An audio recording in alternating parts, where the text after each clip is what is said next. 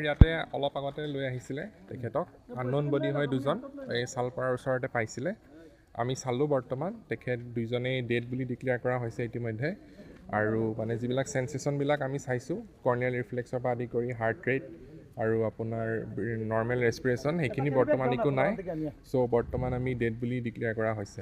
এতিয়া চাওঁ অকণ সময়ৰ কাৰণে আইডেণ্টিফিকেশ্যনটো হয় যদি অলপ পিছত আপোনালোকে গম পাই যাব কোন আছিলে মানুহকেইজন ঠিক আছে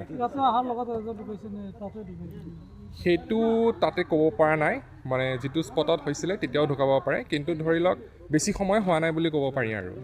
ঠিক আছে একজেক্ট মমেণ্টটোত গম পোৱা যোৱা নাই এতিয়াও কিমান সময় হৈছে